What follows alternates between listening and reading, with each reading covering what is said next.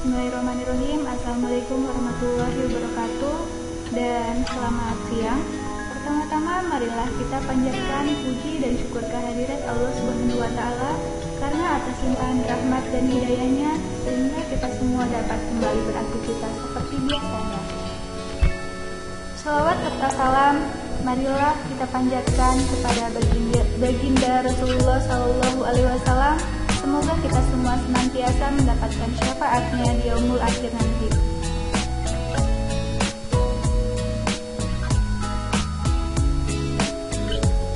Baik, pada kesempatan kali ini kami dari kelompok 3 akan mempresentasikan materi tentang media pembelajaran berbasis komputer. Namun, sebelum itu, terlebih dahulu kami akan memperkenalkan profil grup kami. Di antaranya adalah Erma Nihastuti, selanjutnya adalah Ratnaningsih Dwi Cahyani, dan selanjutnya adalah Elsa Amalia Husna. Sekarang kita beralih ke standar kompetensi dan kompetensi dasar. Adapun standar kompetensinya adalah mahasiswa dapat memahami pembelajaran berbasis komputer. Selanjutnya adalah kompetensi dasar, di mana kompetensi dasarnya adalah mahasiswa dapat memahami pembelajaran berbasis komputer dan mengaplikasikan dalam kehidupan sehari-hari. Baiklah, kita beralih ke latar belakang. Dalam era kemajuan teknologi di abad modern ini, komputer merupakan sarana penunjang aktivitas manusia di dalam bekerja dan berusaha demi tercapainya hasil kerja yang optimal seperti efisien, efektif, dan ekonomis. Di dunia pendidikan misalnya, proses pengolahan nilai siswa, pembuatan modul pembelajaran, demonstrasi materi belajar, dan proses penerimaan siswa merupakan contoh aktivitas pendidikan yang akhir-akhir ini telah menggunakan teknologi komputer. Selanjutnya kita beralih ke pengertian. Pengertian pembelajaran berbasis komputer.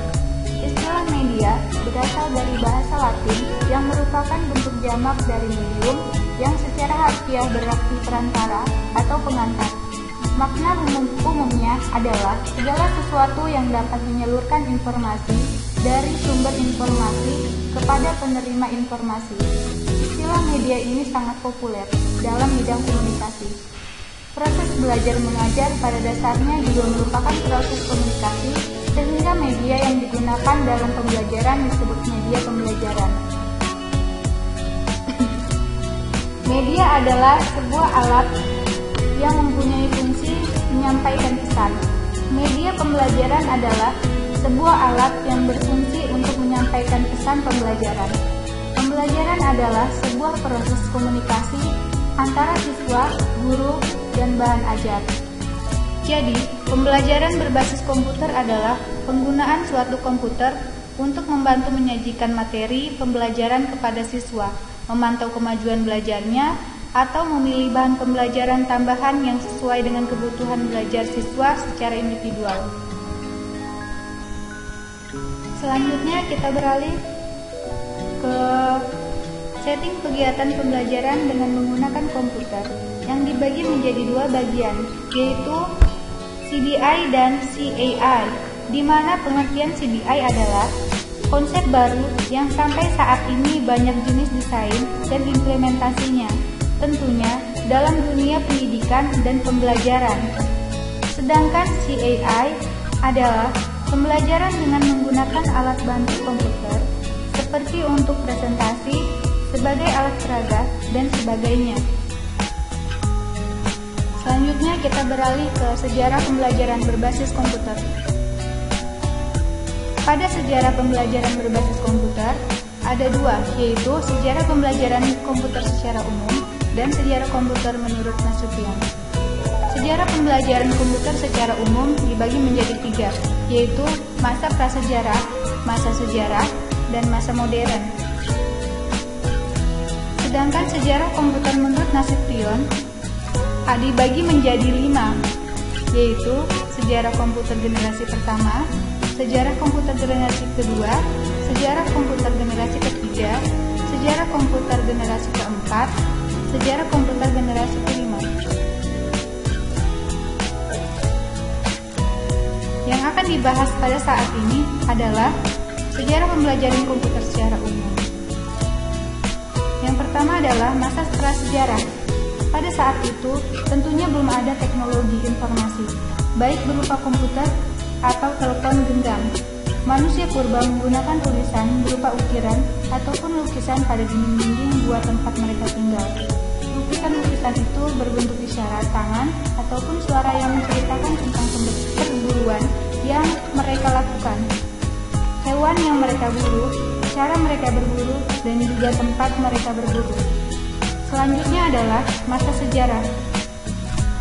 Ada yang menyebutkan sejarah komputer pada 5.000 tahun lalu ketika ditemukannya alat hitung pertama. Alat itu bernama abacus atau sempoa. Alat ini berbentuk belahan papan yang di atasnya diberi pasir sehingga orang bisa menulis atau menghitung. Oleh karena itu, alat ini disebut abacus yang berasal dari bahasa Yunani yaitu abakos yang artinya penghapus debu. Bangsa Cina mengembangkan abacus dengan dua bagian. Pada terali bawah diberi 2 bijian, pada terali bawah diberi 5 bijian. Bentuk inilah yang populer hingga saat ini. Selanjutnya adalah masa modern. Pada zaman ini, bermula pada saat ditemukannya alat mekanik. Sejarah komputer mekanik diawali oleh penemuan Blaise Pascal tahun 1623 sampai 1662. Pada tahun 1642, yang pada waktu itu Blaise Pascal baru saja memasuki remaja di usia 18 tahun, yang ia sebut sebagai kalkulator roda numerik atau numerical wheel calculator untuk membantu ayahnya dalam melakukan penghitungan pajak.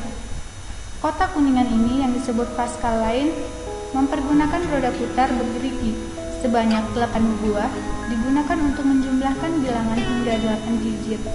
Alat ini merupakan alat penghitung bilangan berbasis 10 kelemahannya jika perhitungan sudah melebihi 10 digit angka. Selanjutnya adalah kita bahas sejarah komputer menurut Nasution. Sejarah komputer generasi pertama yaitu di antara tahun 1953 sampai 1958, di mana komponen perangkat keras komputer ketika itu adalah tabung elektronik dan memori magnetis. Selanjutnya adalah sejarah komputer generasi kedua, yaitu pada tahun 1958 sampai 1966. Ditemukannya transistor sangat berpengaruh terhadap perkembangan komputer. Tube vakum tergantikan oleh transistor pada radio, televisi, dan komputer. Hal ini menyebabkan ukuran mesin-mesin elektrik diperkecil karena penggunaan tabung telah digantikan oleh transistor dan diode vakum, meskipun sifatnya sangat mudah terbakar. Yang selanjutnya adalah sejarah komputer generasi ketiga, yaitu pada tahun 1966 sampai 1974, di mana transistor tergantikan oleh rangkaian elektronik berukuran besar atau Large Scale Integration atau LSI. Mulai diterapkan sistem pengoperasian yang canggih dan perangkat lunak pengendali komunikasi antar komputer. Selanjutnya sejarah komputer generasi keempat, yaitu pada tahun 1974 sampai 1982, di mana pada generasi keempat ini, ketika penelitian dari mikroelektronik telah sukses menghasilkan sirkuit terpadu atau chip, di mana ribuan transistor disatukan di dalam kepingan segi 4 silikon melalui proses Large Scale Integration. Transistor mulai digantikan oleh chip sebagai bahan logika komputer. Yang selanjutnya adalah generasi kelima, yaitu pada tahun 1982 sampai sekarang. Generasi komputer pada era ini masih bersifat imajinatif, berupa ide atau gagasan. VLSI, Very Large Scale Integration, adalah komponen yang akan digunakan. Ide desain pada komputer pada generasi ini akan dikembangkan komputer yang dapat menerjemahkan bahasa manusia dan mampu berkomunikasi dengan manusia. Selanjutnya kita beralih ke bentuk-bentuk pembelajaran berbasis komputer. Pada bentuk-bentuk pembelajaran berbasis komputer ada dua macam, yaitu multimedia presentasi dan multimedia interaktif. Yang pertama adalah multimedia presentasi. Multimedia presentasi digunakan untuk menjelaskan materi-materi yang sifatnya teoritis, digunakan dalam pembelajaran klasikal dengan grup pembelajaran yang cukup banyak, di atas 50 orang. Media ini cukup efektif, sebab menggunakan multimedia proyektor yang memiliki jangkauan pancar cukup besar. Kelebihan media ini adalah menggabungkan semua unsur media seperti teks, video, animasi, image, grafik, sound menjadi satu kesatuan penyajian sehingga mengakomodasi sesuai dengan modalitas belajar siswa. Program ini dapat mengakomodasi siswa yang memiliki tipe visual, auditif maupun kinestetik. Berbagai perangkat lunak yang memungkinkan presentasi dikemas dalam bentuk multimedia yang dinamis dan sangat menarik. Perkembangan perangkat lunak tersebut didukung oleh perkembangan sejumlah perangkat keras penunjangnya.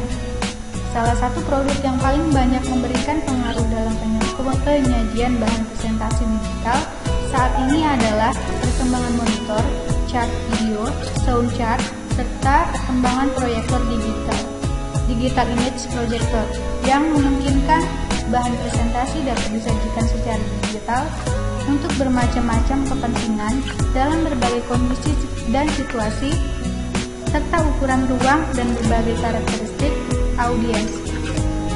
Tentu saja, hal ini menyebabkan perubahan besar pada tren metode presentasi saat ini dan dapat dimanfaatkan untuk mengajarkan teknologi informasi dan komunikasi.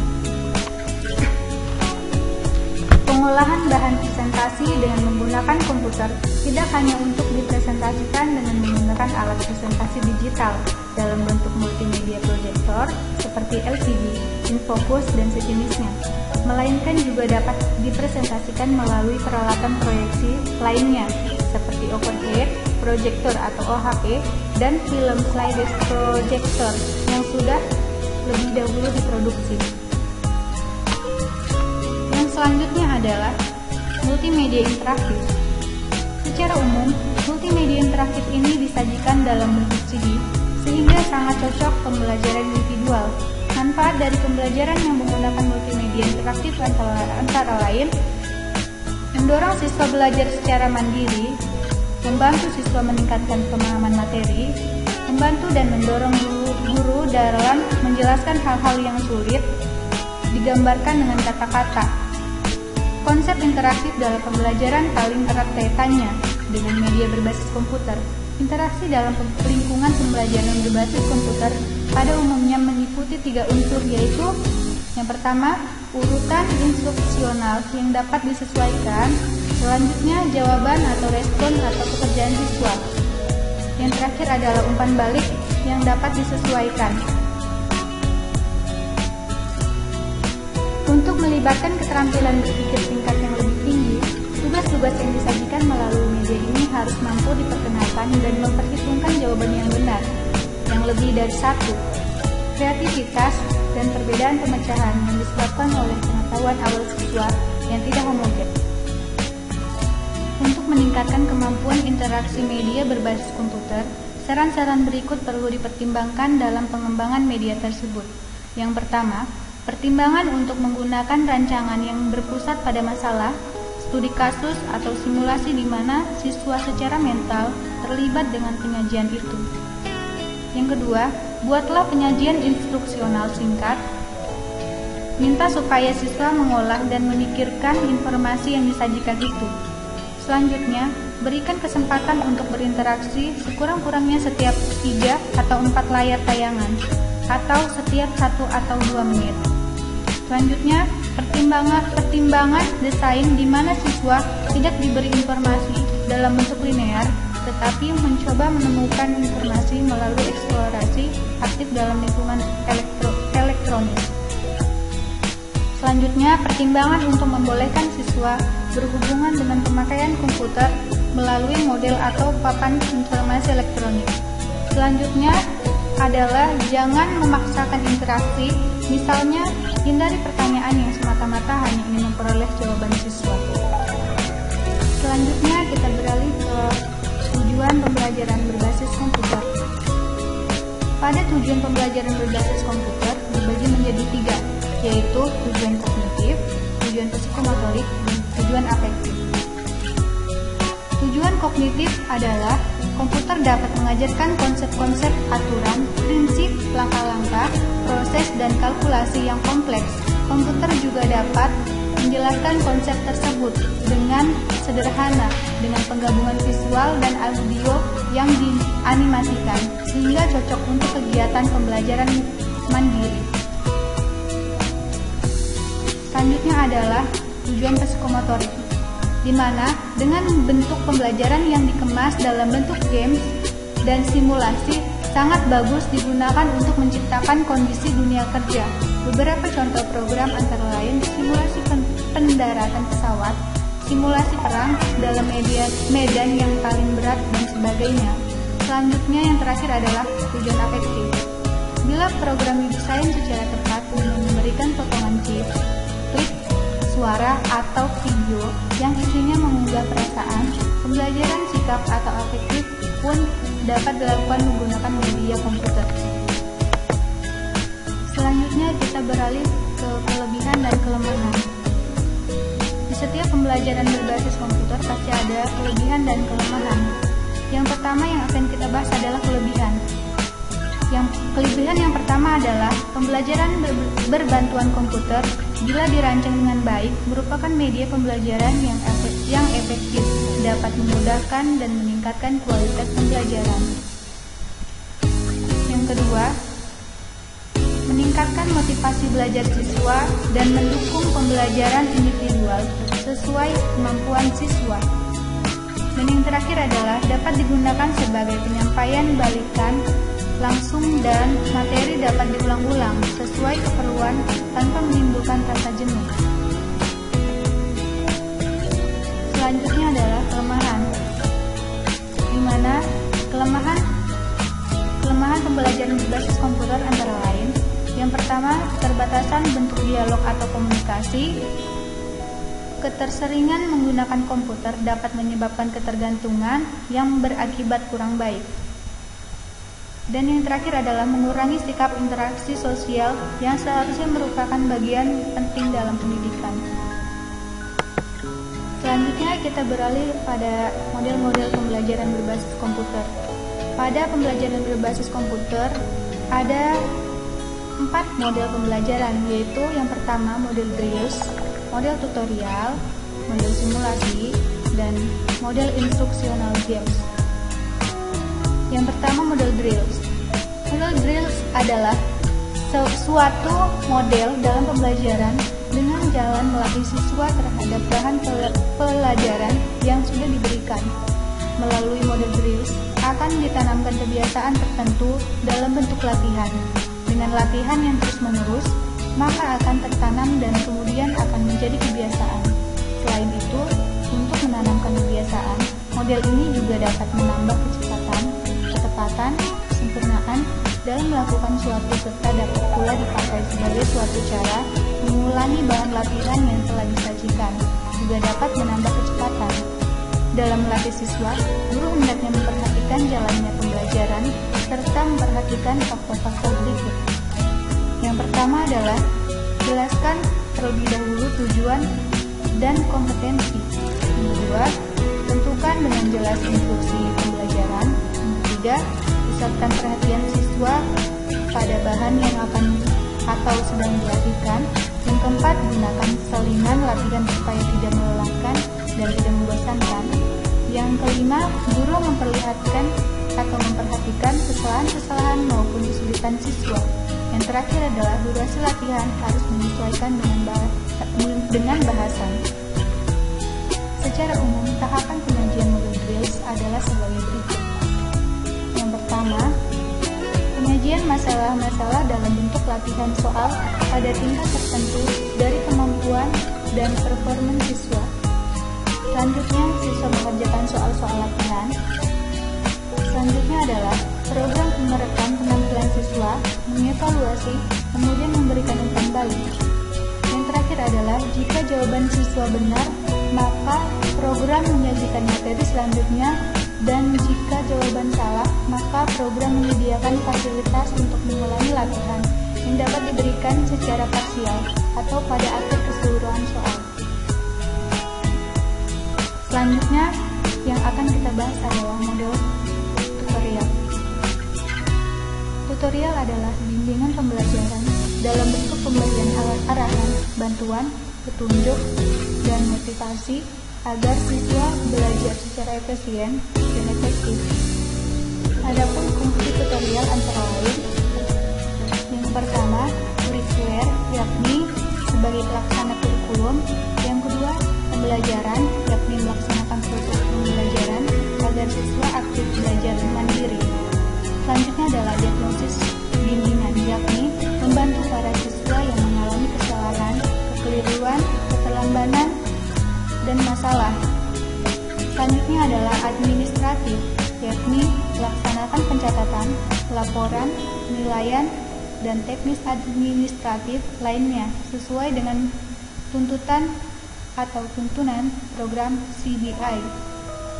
Yang terakhir adalah personal, yakni memberikan keteladanan kepada siswa.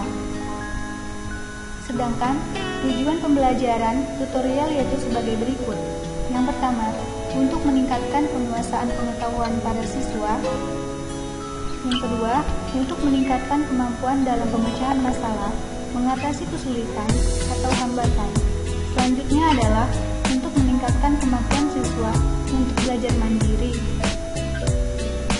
Dan selanjutnya adalah pola pengoperasiannya adalah sebagai berikut. Pertama, komputer menyajikan materi dan siswa memberikan respon. Kemudian respon siswa dievaluasi oleh komputer. Yang selanjutnya akan dilanjutkan atau mengulangi tahapan sebelumnya. Kemudian selanjutnya adalah tahapan atau langkah-langkah pembelajaran berbasis komputer. Model tutorial adalah sebagai berikut. Yang pertama, penyajian informasi atau presentation of information. Yang selanjutnya adalah pertanyaan atau respon atau question of response. Yang selanjutnya adalah penilaian respon atau judging of response.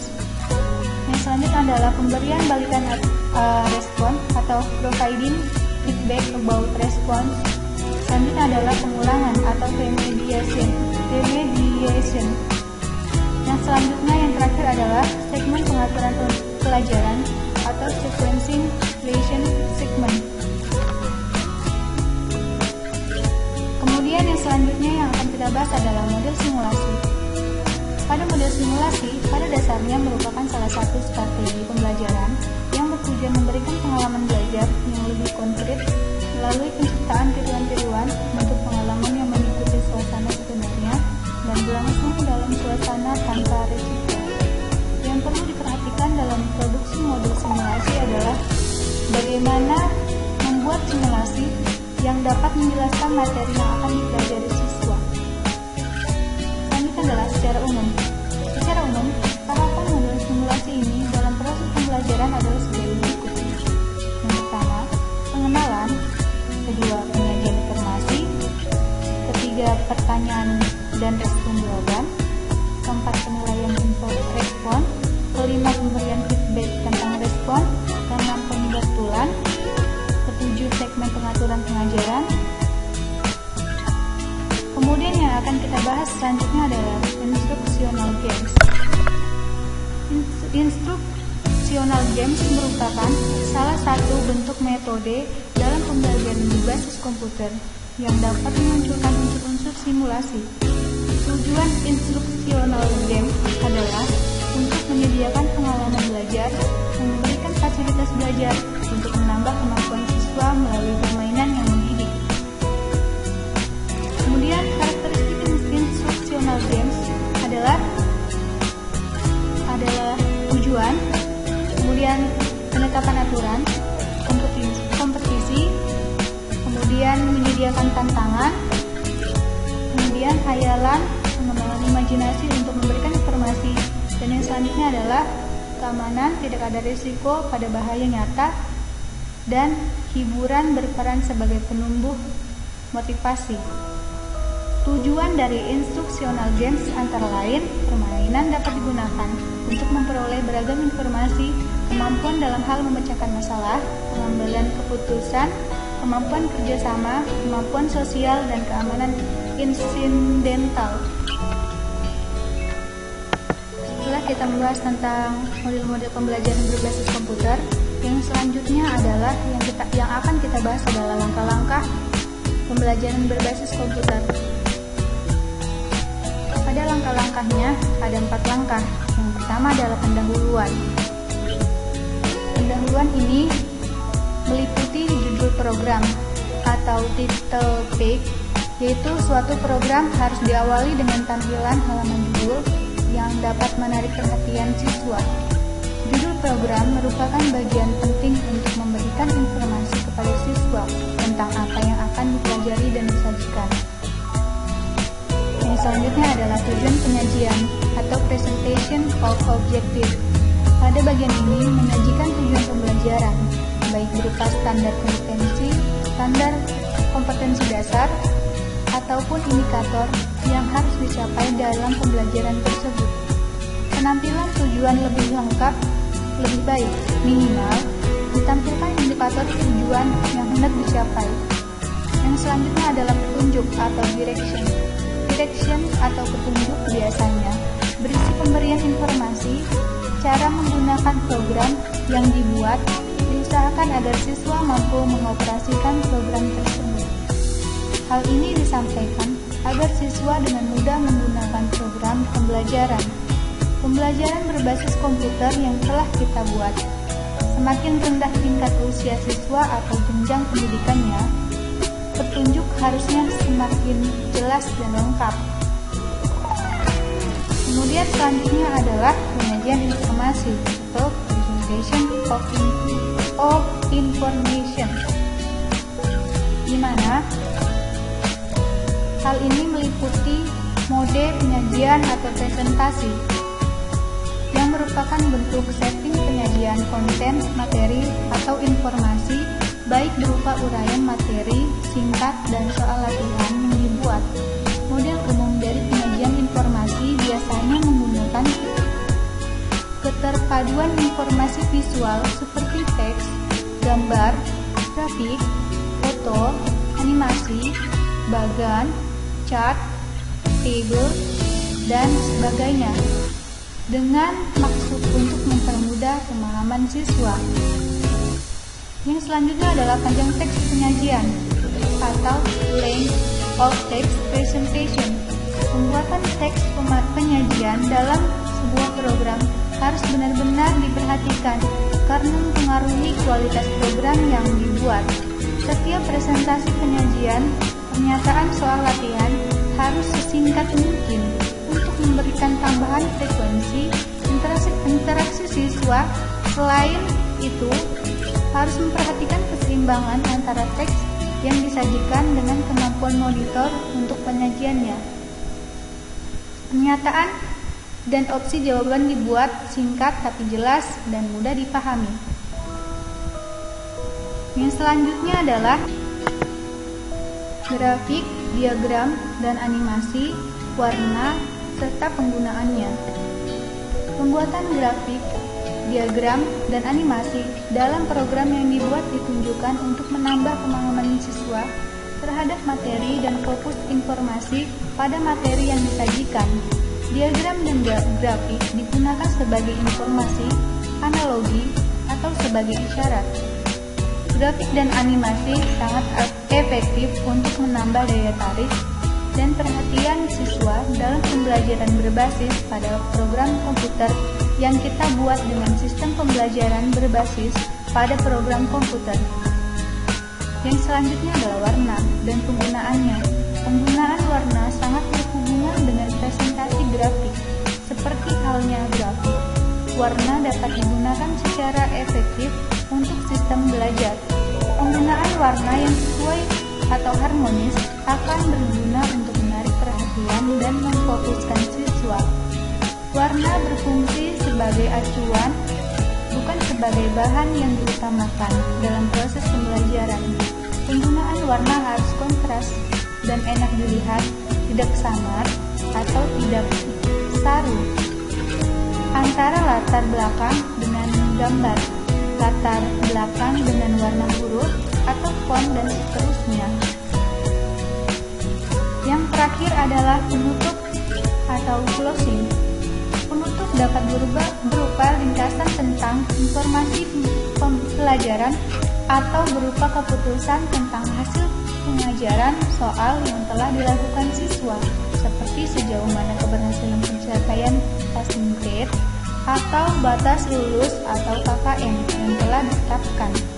Seperti salah dan benar, beberapa soal yang telah dikerjakan, kemudian apakah melanjutkan karena telah mencapai KKM atau harus mengulang karena belum mencapai batas lulus yang telah ditetapkan.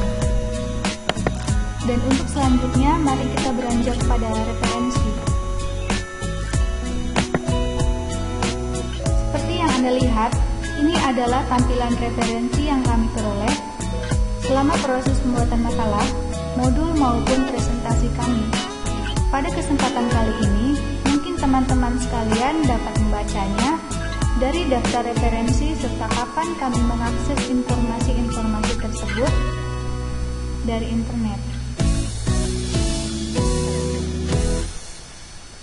Setelah teman-teman menyimak pembahasan kami tentang media pembelajaran berbasis komputer, maka tahap yang selanjutnya yang akan kita lakukan adalah tahapan evaluasi. Dalam proses evaluasi, di sini kami telah menyajikan dan menyediakan sebuah kuis untuk menguji pemahaman teman-teman tentang apa yang telah kami sajikan.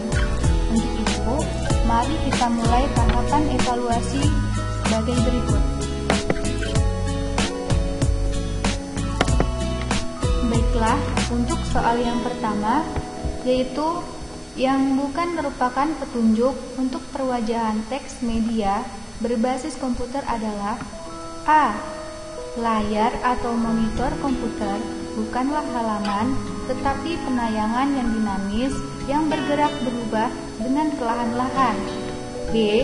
Layar tidak boleh terlalu padat bagi kedalaman beberapa tayangan, atau mulailah dengan sederhana dan pelan-pelan dan tambahkan hingga mencapai tahapan kompleksitas yang diinginkan. C. Pilihlah jenis huruf normal, tak berhias, gunakan huruf kapital dan huruf kecil, tidak menggunakan huruf kapital semua. D. Jangan memaksakan interaksi, misalnya hindari pertanyaan yang semata-mata hanya ingin memperoleh jawaban siswa. E. Jarak 2 spasi disarankan untuk tingkat keterbacaan yang lebih baik. Menurut Anda, manakah jawaban yang paling tepat? Aku sih Pilih D. Apakah Anda yakin dengan jawaban yang Anda pilih? insya Allah jawaban saya benar. Baik, langsung saja kita pilih D. Selamat, jawaban Anda benar. Alhamdulillah, makasih ya Allah.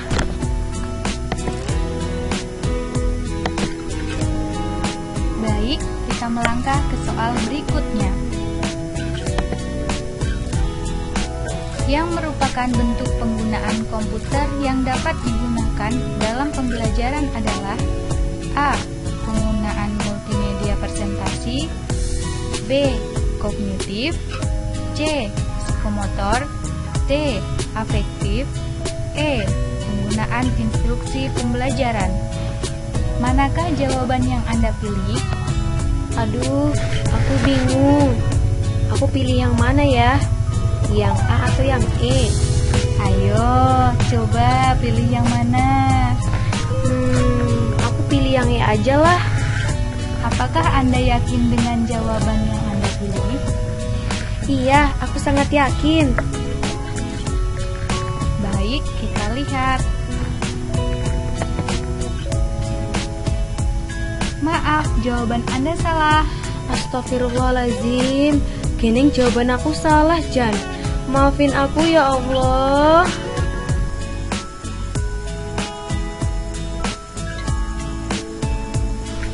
Baik, kita melangkah ke soal berikutnya. Namun, soal ini adalah soal terakhir.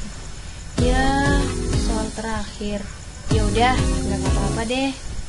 Baiklah, pada tahun berapakah sejarah berbasis komputer pertama kali? A. 1958 sampai 1966. B.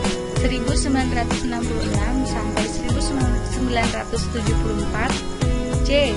1953 sampai 1958. D. 1974 sampai 1982 atau E 1982. Manakah jawaban di antara ini yang paling benar?